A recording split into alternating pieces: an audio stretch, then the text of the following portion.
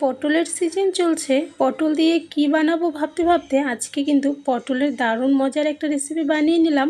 খুবই সহজ বানানো, নিরামিষের দিনে বানিয়ে নিতে পারবে, সম্পূর্ণ নিরামিষ এই রেসিপিটা, কিন্তু খেতে খুবই ভালো লাগে। Hello friends, welcome to Simpi and মামিস kitchen. আজকে আমি তোমাদের সঙ্গে পটল দিয়ে বানাবো আরও একটা রেসিপি। আজকের রেসিপিটার নাম দুধ পটল। খুবই মজার হয় খেতে। তাহলে চলো রেসিপি শুরু করা যাক। দুধ পটল বানানোর জন্য সবার প্রথমে এখানে আমি 5টা পটল নিয়েছি, একটু লম্বা সাইজের পটল নিয়েছি।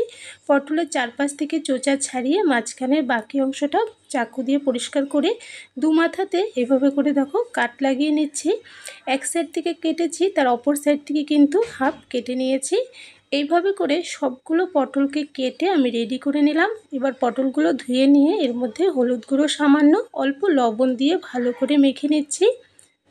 আর এই রেসিপিটার মধ্যে হলুদ কিন্তু খুব একটা যায় না, তাই খুব সামান্য একটু হলুদ দিয়ে আমি মেখে নিয়েছি। তবে তোমরা চাইলে এখানে হলুদের পরিবর্তে শুধু লবণ দিয়েও পটলগুলোকে একটু মাখিয়ে নিতে পারো। এদিকে সর্ষের তেল গরম করে নিয়ে ওর মধ্যে সবগুলো পটলকে কিন্তু লাল লাল করে আমি ভেজে নিয়েছি। দেখো, এবার পটলগুলোকে তেল ঝরিয়ে উঠিয়ে নিচ্ছি। সবগুলো পটল উঠিয়ে নিলাম।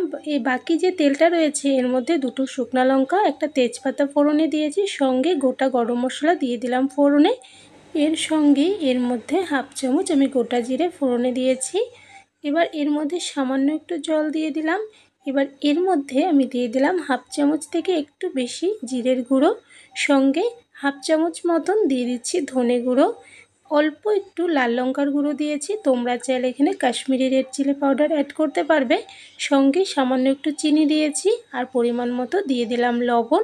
চিনিটা কিন্তু অবশ্যই এই রেসিপিতে অ্যাড করবে। আর এবার সব কিছুকে ভালো করে একটু মিশিয়ে নিয়ে এর মধ্যে 2 চামচের মতন আমি দিয়ে দিলাম আদা কাঁচা লঙ্কা বাটা, একসঙ্গে আমি বেটে রেখেছিলাম, এটা 2 চামচের মতো অ্যাড করে দিয়েছি। দিয়ে ভালো করে নেড়েচেড়ে নিয়ে খুবই সামান্য একটু হলুদ গুঁড়ো অ্যাড করেছি, এতে করে কালারটা বেশ ভালো আসে। তবে তোমরা চাইলে হলুদ গুঁড়োটা এখানে স্কিপ করতে পারো, তবে একটু হোয়াইট হোয়াইট কালার হবে, সেটাও কিন্তু দেখতে বেশ ভালো হয়। ভালো করে মশলা দেখো কষিয়ে নিয়েছি। আর এই রেসিপিটা কিন্তু নিরামিষের দিনে বানিয়ে নিতে পারো, খুবই মজার হয় খেতে। পেঁয়াজ রসুন ছাড়া খুব সুন্দরভাবে কিন্তু রেসিপিটা ঝটপট তৈরি করে নেওয়া যায়। পটল ভাজাগুলো দিয়ে আমি ভালো করে মশলার সঙ্গে মিশিয়ে নিয়েছি। এবার এর মধ্যে অ্যাড করে দিচ্ছি দুধ। এখানে আমি 1.5 কাপের মতন দুধ রেখেছিলাম। যেহেতু দুধ পটল, তাই অবশ্যই কিন্তু এখানে লিকুইড দুধ অ্যাড করতে হবে। তবে যদি লিকুইড দুধ না থাকে সেক্ষেত্রে গুঁড়ো দুধ জলে গুলেও কিন্তু অ্যাড করতে পারবে। ভালো করে মিশিয়ে কিছুক্ষণ জাল করে নিচ্ছি। এদিকে দেখো পটলের রেসিপিটা আমার প্রায় হয়ে এসেছে, একদম মাখো মাখো করে আমি করেছি।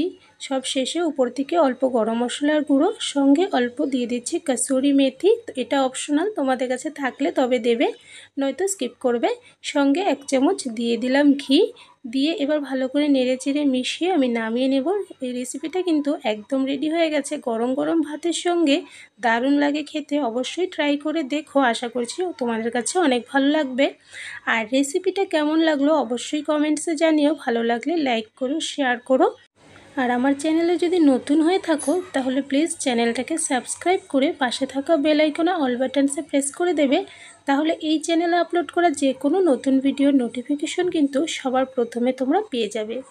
আর এরকমই আরও একটা নতুন রেসিপি নিয়ে তোমাদের সঙ্গে আবারও দেখা হবে। তাহলে আজকের জন্য বাই বাই।